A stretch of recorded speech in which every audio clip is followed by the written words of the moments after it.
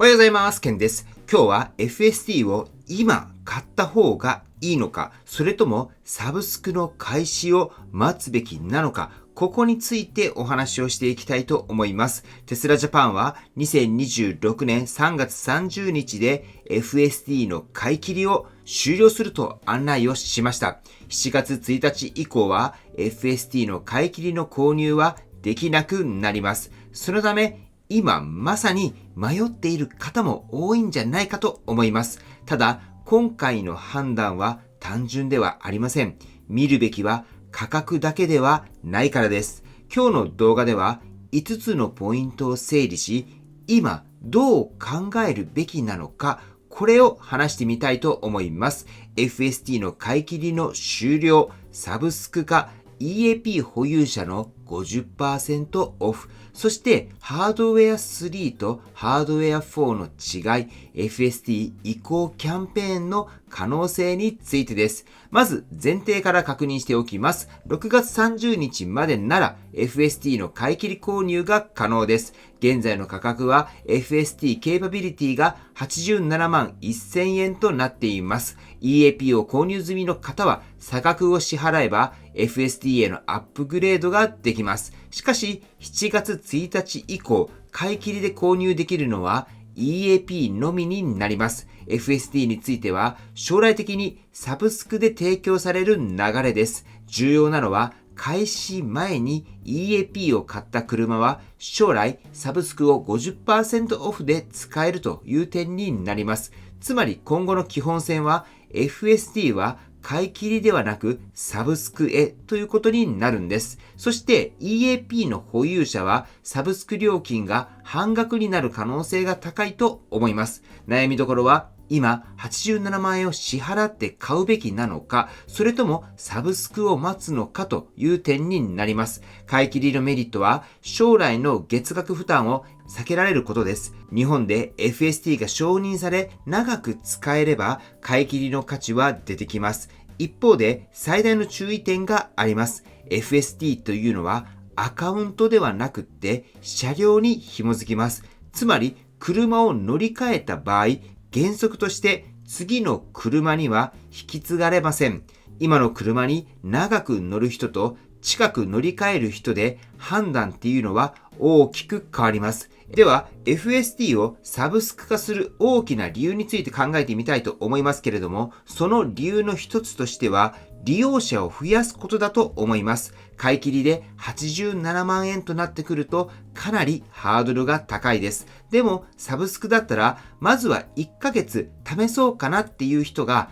増える可能性はあります。FST は使って初めて価値がわかる商品です。高速の疲労が減り、渋滞が楽になり、長距離の移動のストレスが変わります。その結果として、もう FST なしには戻れないとなる人も出てくるかもしれません。だからサブスク化っていうのは、単なる支払い方法の変更ではないんです。FST の体験者を増やすための戦略でもあると思います。では、ここで、買い切りが向いている人、これはどういった人なのかということについて見ていきたいと思いますけれども、買い切りが向いている人は今の車に長く乗る予定がある人です。そしてハードウェア4搭載車に乗っていて日本での FST の承認を強く期待している人、そしてさらに将来のサブスク料金の上昇、これを避けたい人です。特に大事なのは今の車に長く乗るかどうかです。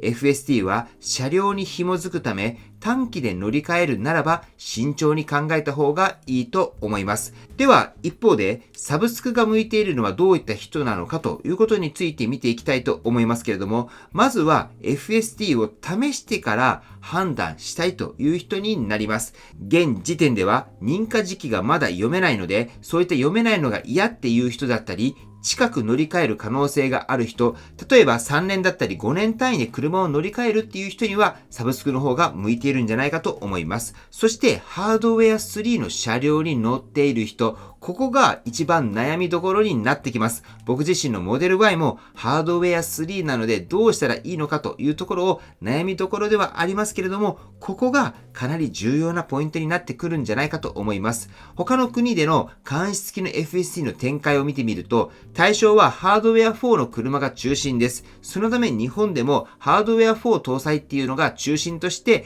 なっていく可能性っていうのは十分にあると思います。そのためハードウェア3の車では使えないという可能性っていうのもかなり高いと思います。そうなってきたときに、ハードウェア3の車両で今 FSD を買い切る判断っていうのはかなり慎重に見た方がいいと思います。そして見逃せないのは、開始前に EAP を買った車っていうのは将来サブスクを50% オフで使えるという点も注目です。これは FST の買い切りとサブスクの中間のような選択肢です。いきなり買い切らずに EAP を持ちながら将来の割引を受ける現実的な選択じゃないかと思います。そして今87万円は重いという人には EAP という選択肢も考える価値っていうのがあるんじゃないかと思います。そして今回一番大きな焦点になってくるのがFST の移行キャンペーンじゃないかと思います。FST は原則としては車両に紐づきます。しかしテスラは過去新車への乗り換え時に FST を無料で移行できる企画っていうのを行っています。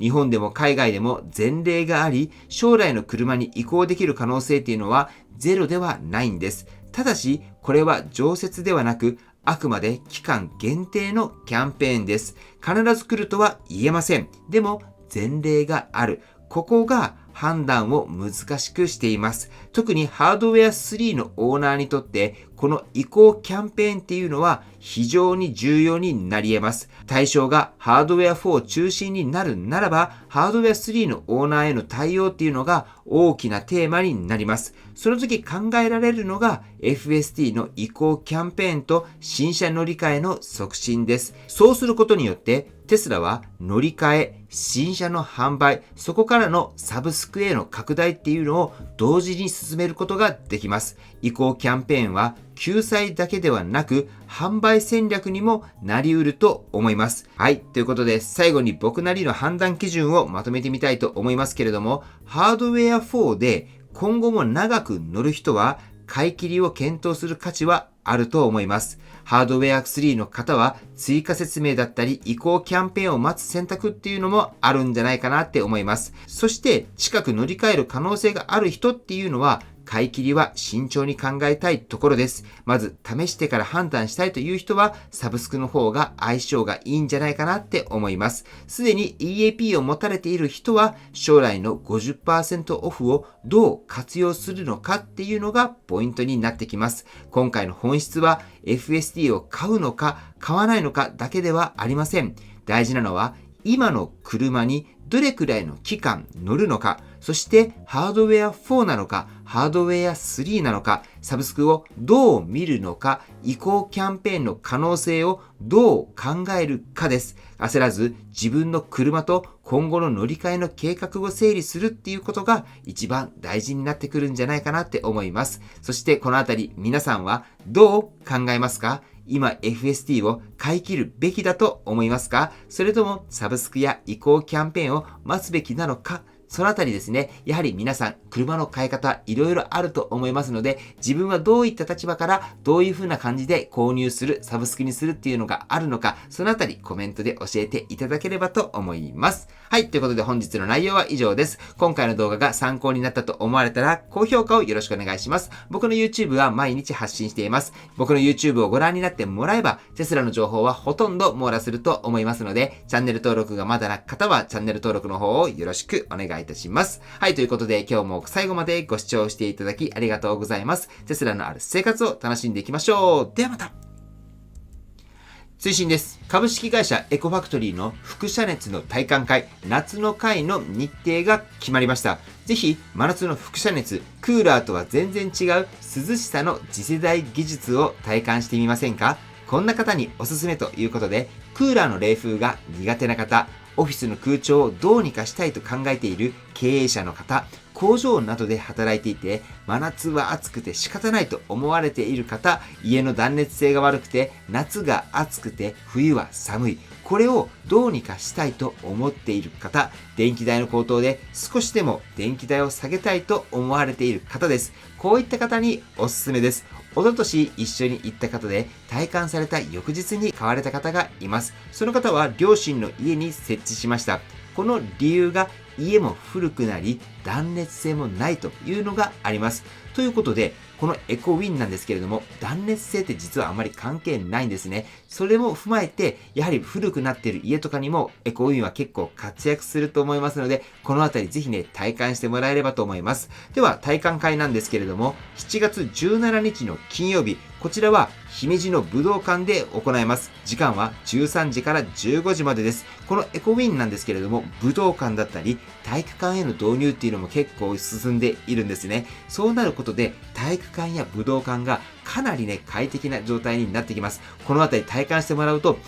これはすごくいいなっていうふうにね、思ってもらえるんじゃないかなと思います。さらに無風なので、特に体育館だったら、卓球だったり、バドミントンをする上でも非常に重宝するんです。そして7月22日の水曜日、こちらはエコファクトリーの東京支社で行います。時間は10時から12時までです。東京は定員が10名です。その後近くでランチして解散という流れになっています。僕の方は姫路も東京も両方とも行きますので、ぜひ行って体感してみたいと言われる方がいらっしゃったら、僕の公式 LINE の方から連絡の方よろしくお願いいたします。はい、ということで本日も最後までご視聴していただきありがとうございます。素敵な一日をお過ごしください。ではまた。